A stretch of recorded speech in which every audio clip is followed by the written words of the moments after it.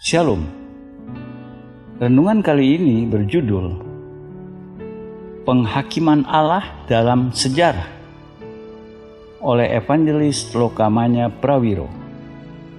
Setelah membangun prinsip-prinsip penghakiman ilahi, kita akan melanjutkan dengan menunjukkan dua tahap berbeda dan terpisah di mana penghakiman Allah dilaksanakan atas umat manusia. Tahap pertama, penghakiman Allah dalam waktu, artinya bagian penghakiman Allah yang diturunkan dalam peristiwa sejarah manusia. Tahap kedua penghakiman disebut penghakiman kekal. Ibrani 6 ayat 2. Penghakiman kekal tidak dilaksanakan dalam waktu atau sejarah manusia. Penghakiman kekal adalah penghakiman yang menunggu setiap jiwa manusia dalam kekekalan setelah waktu dan sejarah ditutup. Tujuan utama pembelajaran kita sekarang mempelajari pengajaran kitab suci mengenai penghakiman Allah dalam kekekalan. Namun, akan menolong memulai dengan mempelajari singkat tahap pertama, penghakiman Allah dalam sejarah. Dengan cara ini, sementara kita dengan hati-hati memperhatikan perbedaan logikal dan alkitabiah antara penghakiman Allah dalam sejarah dan penghakiman Allah dalam kekekalan, kita bisa merekonsiliasi pernyataan-pernyataan tertentu kitab suci yang tampak tidak konsisten satu sama lain. Sebagai contoh, perintah dan peringatan yang diberikan kepada Israel oleh Allah. Jangan membuat bagimu patung yang menyerupai apapun yang ada di langit di atas atau yang ada di dalam air di bawah bumi.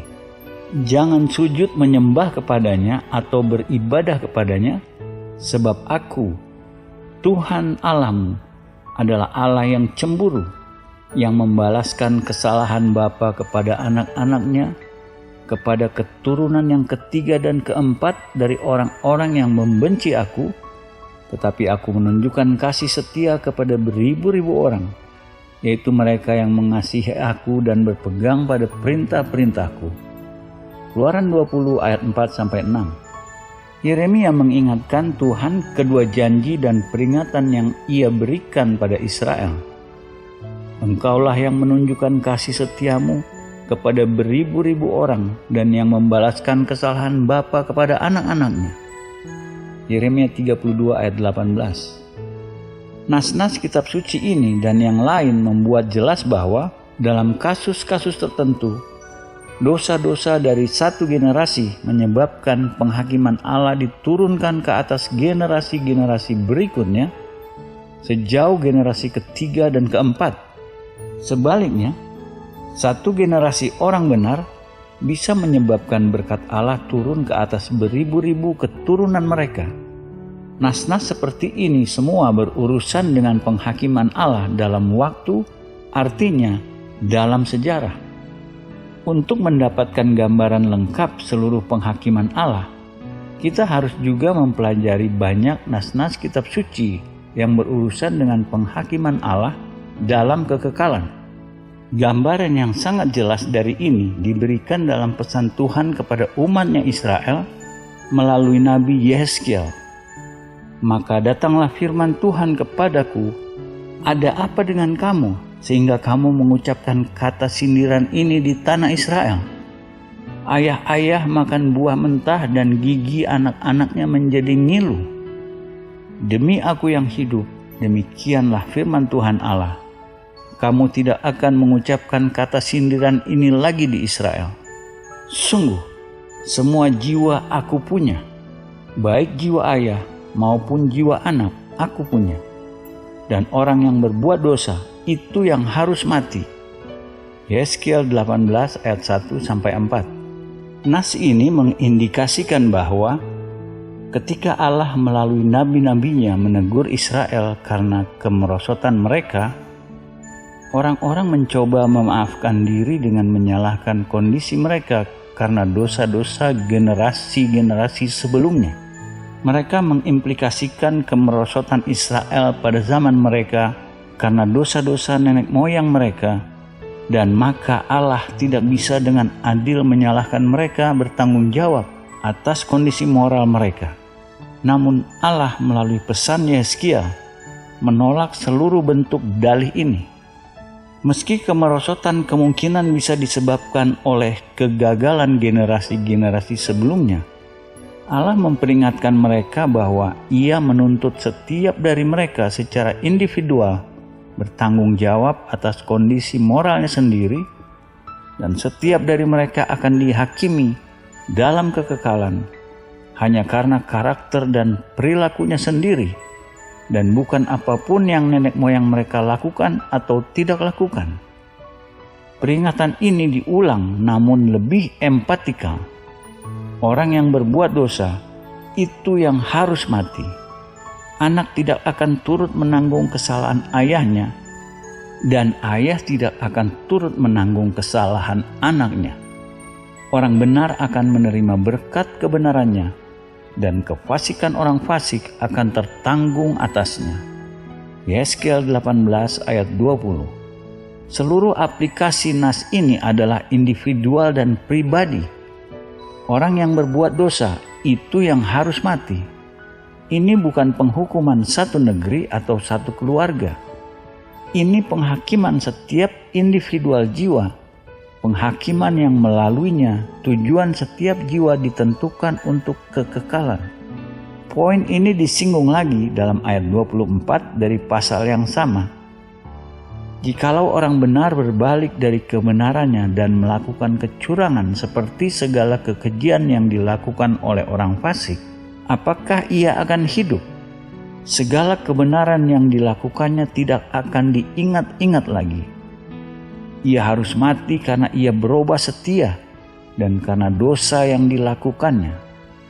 Kata-kata akhir dari ayat ini, ia harus mati karena ia berubah setia dan karena dosa yang dilakukannya, mengindikasi bahwa Allah berbicara mengenai kondisi di mana setiap individual jiwa pada momen sekarang akan menentukan tujuan kekekalan jiwanya. Jiwa yang mati dalam dosa tidak pernah bisa diterima dalam hadirat Allah setelah itu. Dalam kitab Pengkhotbah, kebenaran yang sama dipresentasikan dengan gambaran pohon tumbang. Bila pohon tumbang ke selatan atau ke utara, di tempat pohon itu jatuh, di situ ia tinggal terletak. Pengkhotbah 11 ayat 3. Pohon tumbang seperti seseorang yang lagi sekarat. Di tempat pohon itu jatuh, di situ ia tinggal terletak. Posisi di mana pohon tumbang menentukan posisi di mana akan terletak. Kondisi di mana seseorang mati, kondisi jiwanya saat kematian, menentukan apa kondisinya sepanjang kekekalan. Dalam hal ini, setiap jiwa bertanggung jawab bagi dirinya sendiri dan bertanggung jawab hanya bagi kondisinya sendiri. Nas-nas dalam Yehezkiel dan Pengkhotbah ini berhubungan dengan penghakiman kekal Allah atas setiap individual jiwa. Tujuan setiap jiwa ditentukan oleh kondisi di mana seseorang mati. Di lain pihak, nas-nas yang kita pelajari sebelumnya dalam Keluaran dan Yeremia berhubungan dengan penghakiman-penghakiman Allah dalam sejarah terjadi dari generasi ke generasi dalam pengalaman keluarga-keluarga, negara-negara, dan bangsa-bangsa. Dipandang dari terang ini, tidak ada konflik atau tidak ada yang tidak konsisten antara dua presentasi penghukuman Allah ini. Dalam sejarah, perilaku satu generasi memiliki efek penting untuk kebaikan atau kejahatan atas arah generasi-generasi berikutnya. Ini bagian penghakiman Allah dalam sejarah. Namun dalam kekekalan, setelah waktu dan sejarah ditutup, setiap jiwa harus menjawab hanya pada Allah untuk karakter dan perbuatannya. Tidak ada jiwa akan dijustifikasi dengan kebenaran orang lain, dan tidak ada jiwa akan dihukum untuk kejahatan orang lain. ini penghakiman Allah dalam kekekalan. Kita sekarang akan mempelajari dengan singkat beberapa contoh Alkitabiah mengenai penghakiman Allah dalam sejarah. Ada banyak penghakiman seperti ini yang dicatat dalam kitab suci, bisa digambarkan dengan kata teladan atau patut dicontoh.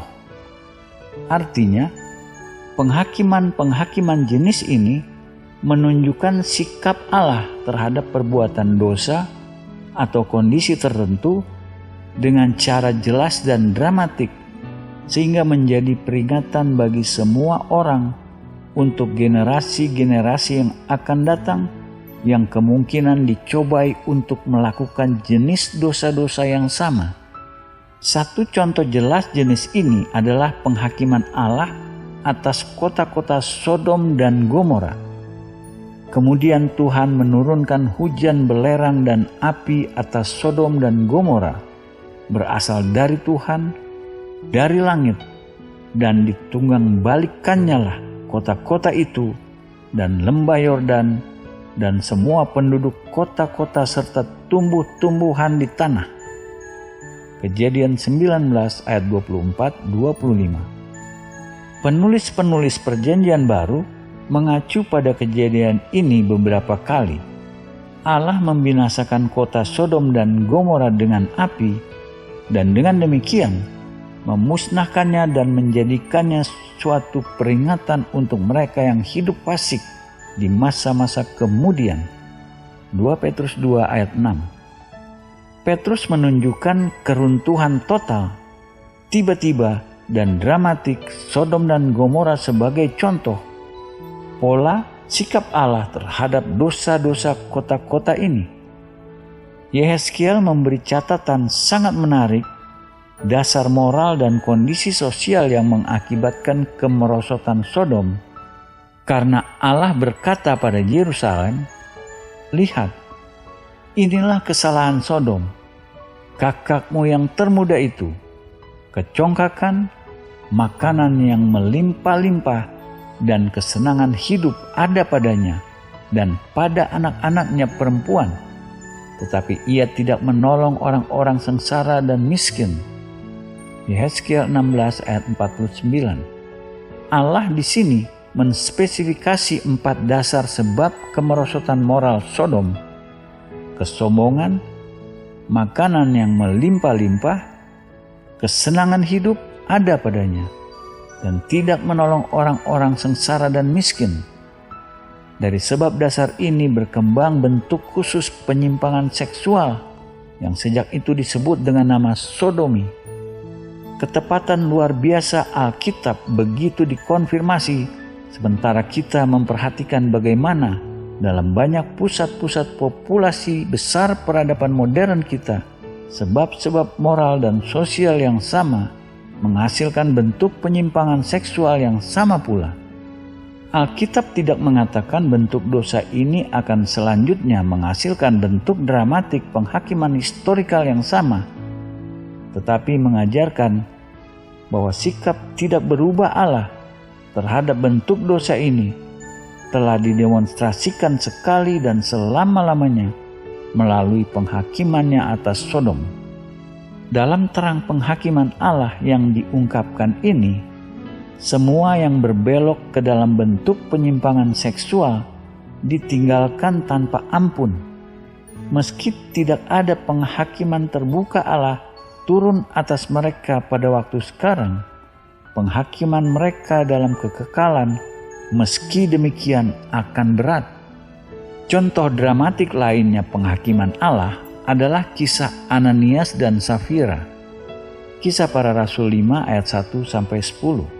Ananias dan istrinya Safira, apa yang kita sebut munafik agamawi.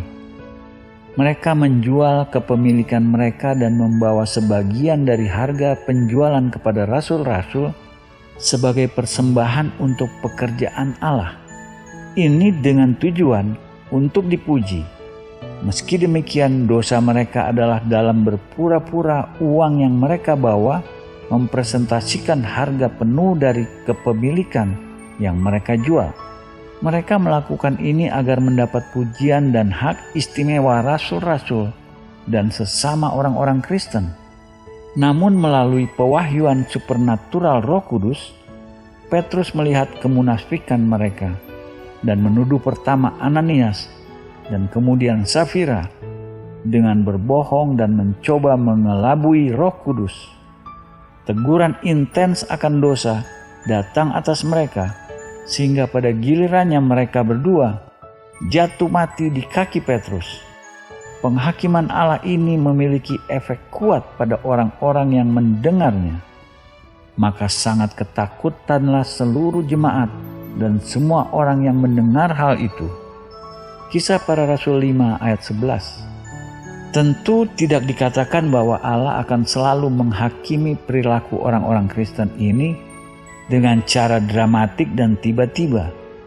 Namun sikap tidak berubah Allah terhadap berbohong dan kemunafikan di pihak orang-orang Kristen didemonstrasikan melalui insiden ini sebagai peringatan bagi semua generasi-generasi gereja yang akan datang. Pada skala lebih besar, catatan umat Allah Israel sejak masa Musa sampai hari ini penuh dengan contoh-contoh penghakiman-penghakiman Allah dalam sejarah. Pada waktu Allah pertama memberi hukuman kepada Israel, sebelum mereka masuk tanah perjanjian, Allah memperingatkan mereka melalui Musa mengenai penghakiman-penghakiman yang Ia akan turunkan atas mereka jika mereka setelahnya berbalik darinya dalam ketaatan dan pemberontakan. Satu nas nubuatan memperingatkan Israel ada dalam Imamat 26 ayat 14 sampai 45. Allah pertama memperingatkan Israel mengenai berbagai penghakiman karena ketidaktaatan yang Ia akan turunkan atas mereka sementara mereka masih di tanah mereka. Lalu Ia memperingatkan mereka bahwa ketidaktaatan terus-menerus akan menurunkan atas mereka penghakiman-penghakiman yang lebih berat, di mana mereka akan dicerai-beraikan di negeri-negeri asing sebagai orang buangan dari tanah mereka.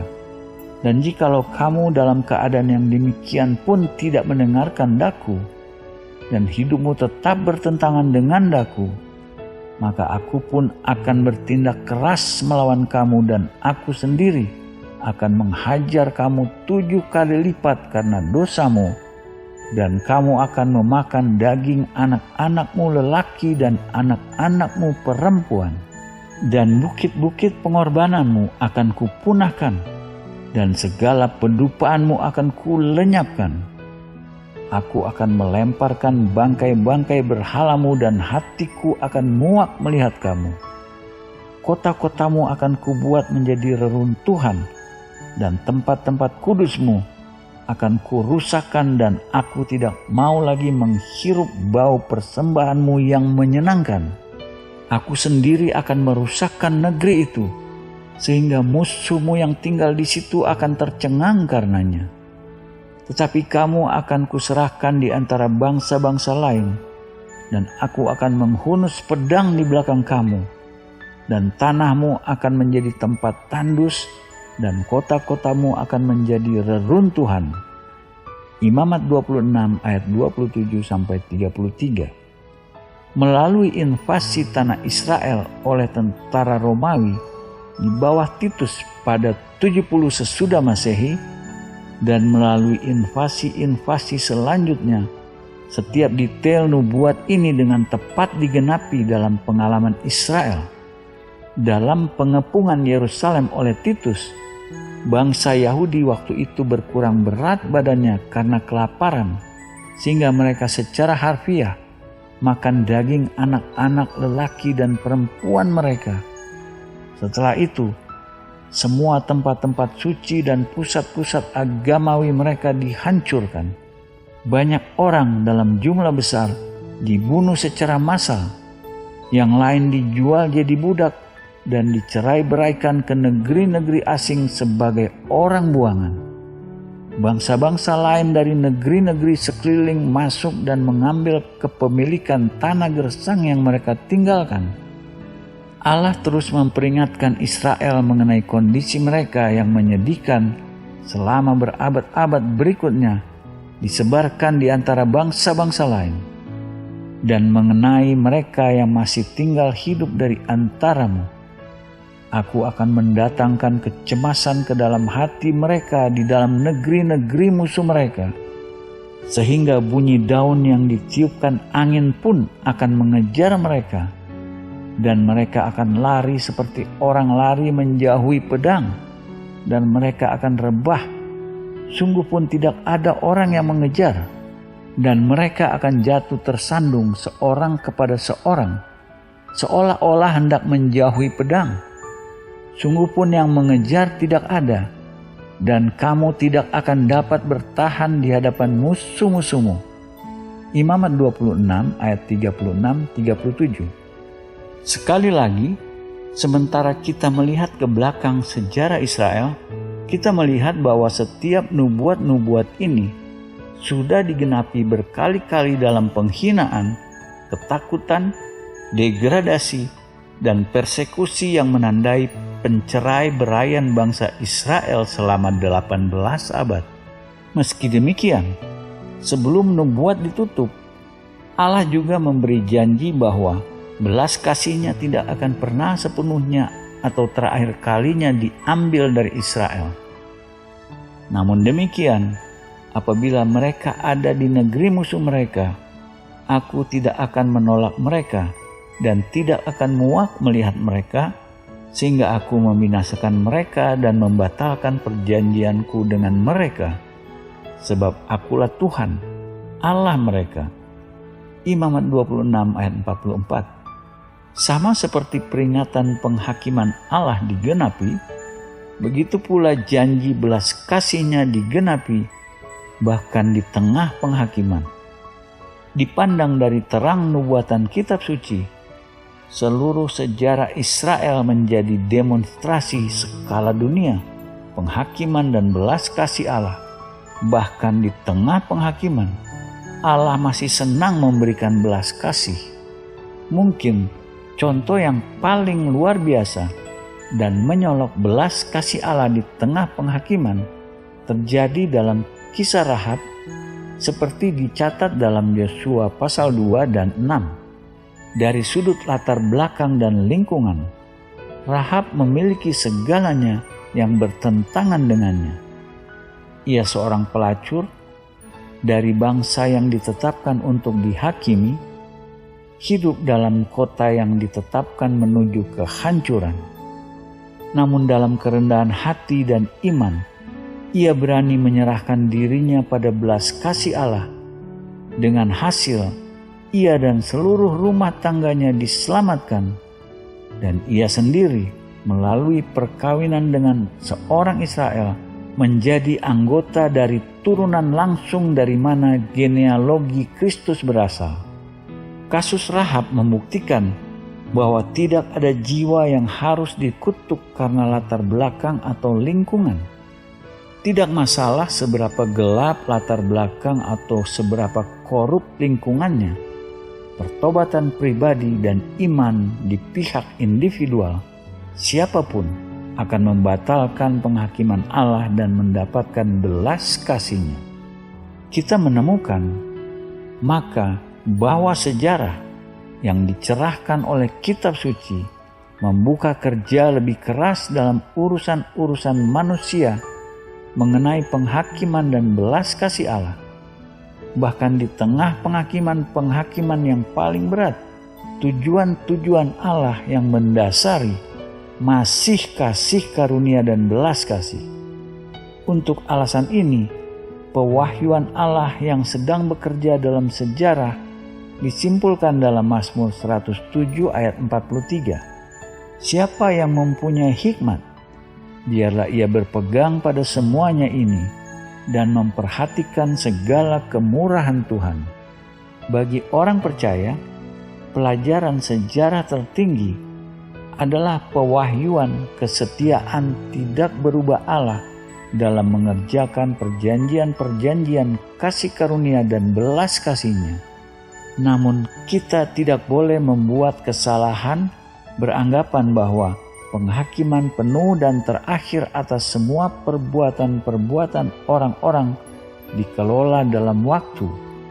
Paulus memperingatkan, dosa beberapa orang mencolok, seakan-akan mendahului mereka ke pengadilan, tetapi dosa beberapa orang lagi baru menjadi nyata kemudian. Demikian pun perbuatan baik itu segera nyata, dan kalau tidak demikian, ia tidak dapat terus tinggal tersembunyi. 1 Timotius 5 ayat 24-25. Peringatan serupa ada dalam Pengkhotbah 8 ayat 11. Oleh karena hukuman terhadap perbuatan jahat tidak segera dilaksanakan, maka hati manusia penuh niat untuk berbuat jahat.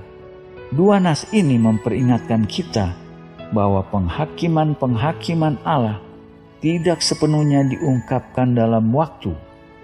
Ini diaplikasikan pada penghukuman orang fasik dan jahat dan upah orang benar. Karena pewahyuan penuh penghakiman terakhir Allah, kita harus melewati batas waktu ke dalam kekekalan. Amin.